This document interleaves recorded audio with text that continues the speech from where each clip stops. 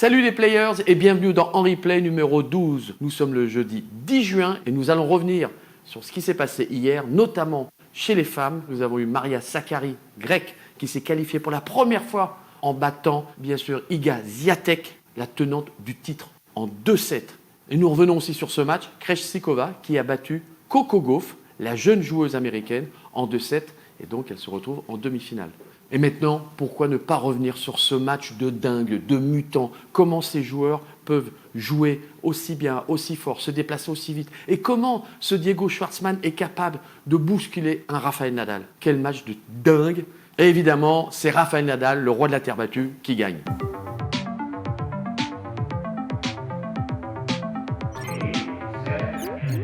Au programme aujourd'hui, nous avons un invité très particulier, un fou de tennis. Ce n'est autre que Laurent Baffy.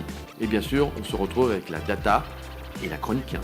Et nous allons dans l'association du jour retrouver Think Pink qui défend la cause du cancer du sein. Et bien sûr, sans oublier celle que j'adore, le courrier des lecteurs. C'est parti. Eh bien, je suis très heureux, mais alors super heureux. Il ne m'écoute pas, mais c'est pas grave, de recevoir mon ami Laurent. Laurent. Bonjour Henri. Comment ça va, mon Laurent? Ça va? Oui, non, je te sens capté par le tennis, parce que toi, le tennis, Roland-Garros, c'est ta vie. Ton meilleur souvenir à Roland-Garros, c'est quoi? Yannick et toi. Normal. Yannick et toi. Et on en a parlé, moi j'ai souffert avec toi, j'ai pas souffert à ta place, mais j'ai souffert avec toi de cette finale. J'ai trouvé ça totalement injuste, parce que tu avais joué comme un dieu pendant 2 semaines, tu es passé un peu à côté de ta finale et tu es devenu, pas détesté, mais t'as pas été remercié pour ce que tu as fait, je trouve. Et je sais que c'était une blessure pour toi, et on en a parlé il n'y a pas longtemps avec Karine Lemarchand. Et voilà, ça c'est mes 2 plus beaux souvenirs. Quel est le joueur qui t'impressionne le plus? Moi, je suis archi fan de Federer. Ouais. C'est un dieu pour moi. Je compte ses victoires. Je voudrais qu'il fasse des 250 pour égaler les victoires de Connors. De Connors qui est à 112, ouais. je crois. Ouais, t'es bien, hein. Et j'étais dégoûté qu'il perde Wimbledon. Il a eu 2 balles de match. Mais j'étais triste, j'étais dégoûté qu'il rate ce titre. Mais d'où c'est venu cette passion pour le tennis, toi? Je regardais quand j'étais jeune, j'avais pas les moyens de m'inscrire dans un club, donc je regardais à la télé, je regardais beaucoup, et quand je suis allé sur un cours, je savais pas jouer, mais j'avais tout de suite le sens du jeu. Je savais où allait aller la balle parce que je m'étais beaucoup imprégné. J'ai commencé le tennis très tard, j'ai commencé à 24 ans. Pas hier. Oui, t'es gentil. Et tu serais plus quoi comme joueur? Un attaquant? Oui, moi je volais, c'est pour ça que j'aime Federer, c'est pour ça que... Ah ouais, tu volais toi? Oui, moi je suis au filet tout le temps, je suis très vicieux, je fais que les amortis et je change de main maintenant. Et quand je suis battu en revers, hop, je change de main et je fais des points et je fais environ 1 point par jeu grâce à ça. Alors ça faisait bien chier mes partenaires de tennis qui me demandaient toujours si c'était légal, et ça l'est. Et mais parce que tu es devenu ce que tu es aujourd'hui, en fin de compte, le théâtre, mais au départ, tu n'étais pas dans cette direction-là. Non, moi, le parcours, c'est que j'étais auteur. J'écrivais des centaines de sketchs pour Bigard, pour plein de gens. Et puis, j'avais du mal à finir des pièces parce que j'avais l'habitude de travailler sur des formats courts. Les sketchs, c'est 3-4 minutes, 5. Et la pièce est plus longue, donc après des années et des années de travail, j'ai progressé dans mon travail parce que j'étais autodidacte, personne ne m'a appris, tu vois, donc c'est plus long. Et puis la page blanche, c'est dur, c'est pas une légende. Et j'étais auteur aussi pour des émissions, et puis après j'ai fait un peu de radio, j'ai rencontré des gens qui ont voulu travailler avec moi, comme Ardisson, Jacques Martin. Gildas aussi. Et d'autres. Non, Gildas, c'est encore autre chose. Et moi, ça m'a sorti de ma page blanche. Et puis un jour, j'écrivais pour eux, et puis Ardisson, il me dit, il me manque une rubrique. T'as pas une idée? Je lui dis, moi je fais le con dans la rue, si tu veux, allons-y. Je lui ai fait un essai, ça lui a plu. Et je me suis retrouvé à l'antenne, mais comme c'était pas mon truc, je me suis dit, tiens, je vais m'amuser à me faire virer. Et je me suis dit, allez, je vais déconner, je vais être nos limites et je vais me faire virer. Et ça m'a fait connaître. On t'a jamais viré? Si. On m'a très souvent viré. De toute façon, on me vire et on m'engage toujours pour les mêmes raisons. On m'engage parce que je vais trop loin, on me vire parce que je vais trop loin. Ça, c'est une règle exacte. Mais on sent une générosité énorme et aussi une timidité extrême. Ah bon? Ouais. Écoute, c'est marrant que tu me dis ça parce que rares sont les gens qui le voient. Bizarrement, je suis quelqu'un de très timide. C'est pour ça que je suis dans l'excès. C'est-à-dire que les timides... Protège. Non, mais ils ne savent pas gérer le curseur. Quand ils décident d'oser, ils ne savent pas doser. sans jeu de mots, tu vois. Et ils vont souvent très loin. Mais comment tu as réussi à te mettre dans cette direction-là? J'ai toujours été gouailleur. Moi, je suis né dans le 20e arrondissement. Je balançais des vannes aux commerçants. Je me faisais courser par les commerçants. J'étais un titi parigot. Donc, j'ai toujours eu cette gouaille parisienne, tu vois. Et puis à l'école... T'aimais pas trop ça, de toute façon. Je détestais, mais je fédérais des potes. J'arrivais à être chef de bande avec l'humour. Ouais. J'étais pas baraqué, je savais pas jouer de la guitare, je n'étais pas premier de la classe. Et je me suis rendu compte que l'humour, c'était une arme. Donc j'ai développé ça. Et très jeune, j'ai eu le réflexe de... J'ai adoré faire rire. Et j'ai eu le réflexe de virer les vannes qui marchaient pas et d'en chercher en permanence. Et ça m'a forgé sans jeu de mots. Oh, magnifique. Bah, je vais te poser la question, t'étais où le 1er décembre 91? Puisque... Devant la télé. Devant la télé, t'as vu quoi? Je t'ai vu toi. Ah ouais? Je t'ai vu déchaîner, dire sans phrase, vous inquiétez pas, je m'en occupe. Le mec qui sort d'une opération.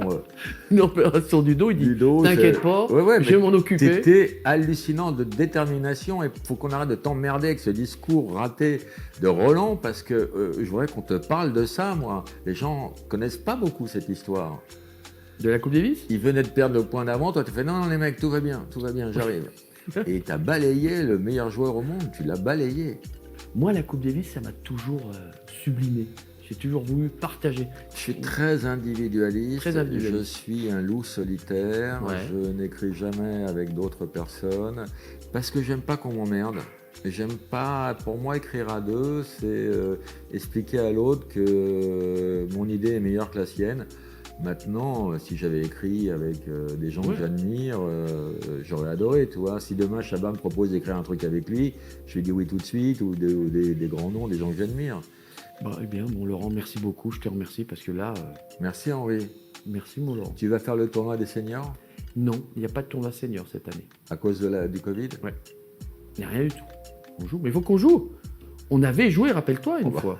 Alors, j'ai un souvenir avec toi. Est-ce que tu peux répéter la première fois qu'on a joué ensemble? Parce que ça, c'était... Mais pour l'émission. Il y avait Jean-Paul Lotte. Il y avait Jean... C'était pour lui aussi, la deuxième fois ou la première pour l'émission? Il y avait Farce Attack. Farce Attack.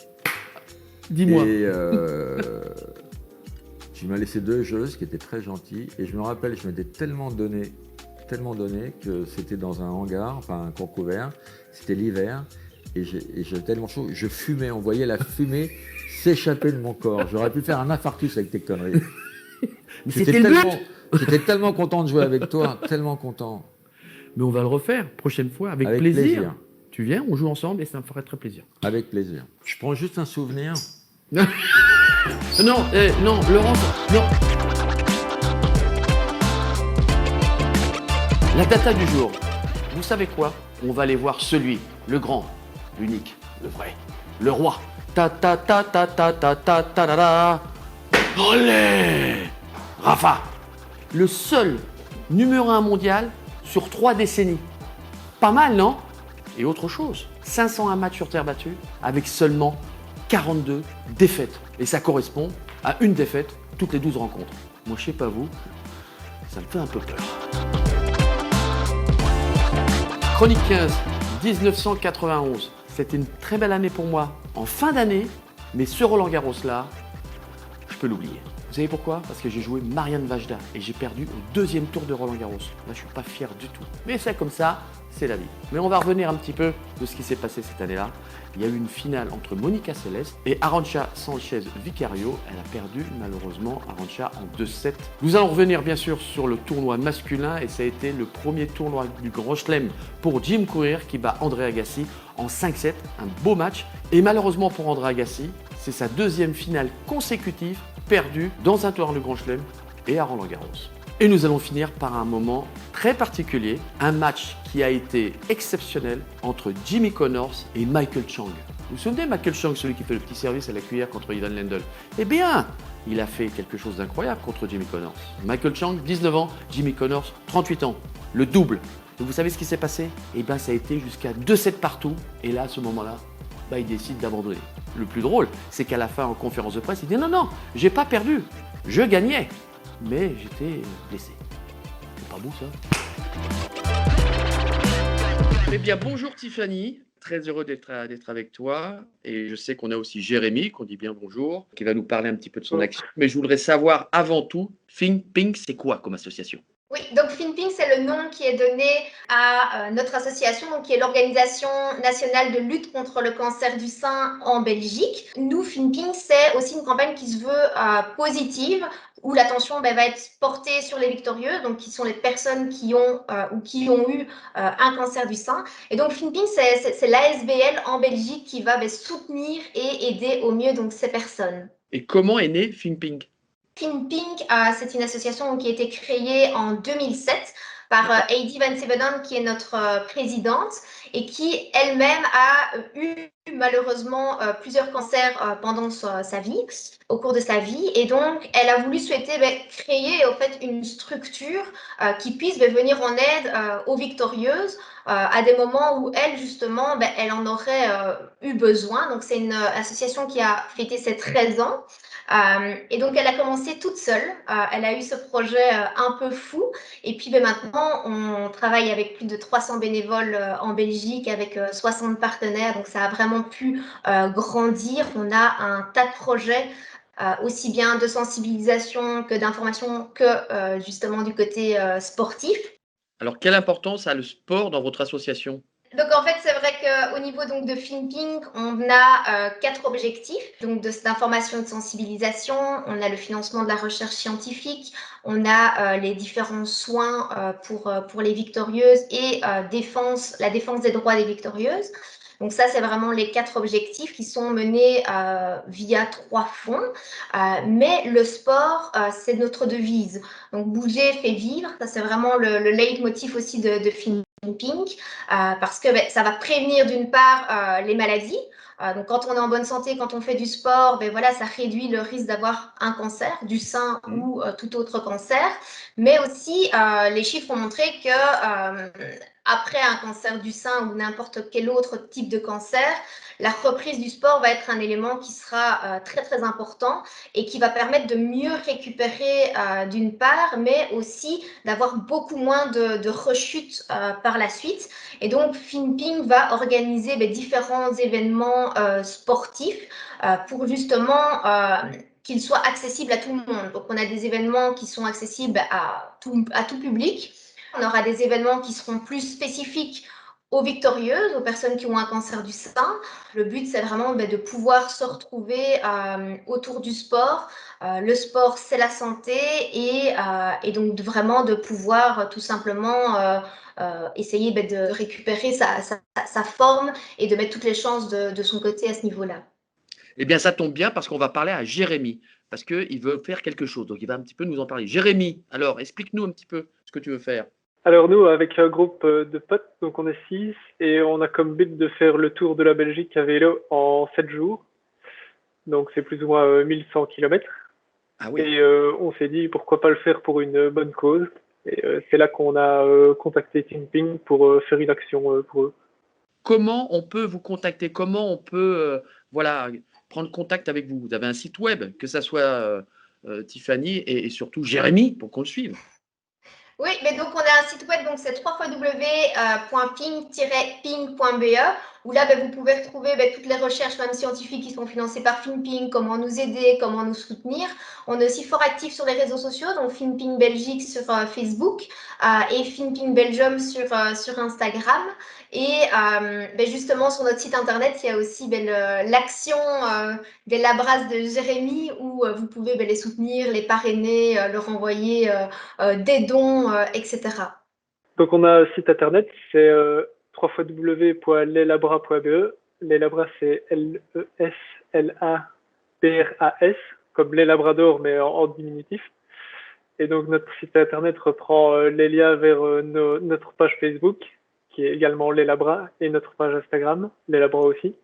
Et il y a aussi le lien vers les dons qui renvoie vers notre page d'action sur thinkping.be, où on peut directement faire des dons pour notre action. Eh bien, je vous remercie, Tiffany et Jérémy, pour cette belle action, cette belle association qu'on va bien sûr défendre tout au long de l'année. Et puis, Jérémy, comme on dit, hein, vamos, hein, faut y aller avec tous tes potes. Et de toute façon, on va te suivre, on sera tous derrière toi. Merci beaucoup, à bientôt.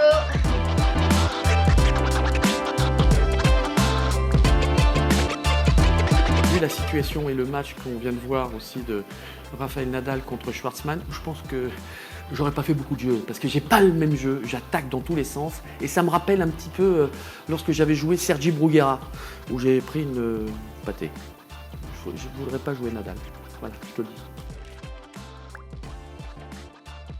Alors anonyme, merci, normalement on devrait avoir le courage de dire son prénom. Eh bien anonyme, qu'est-ce qui m'a manqué?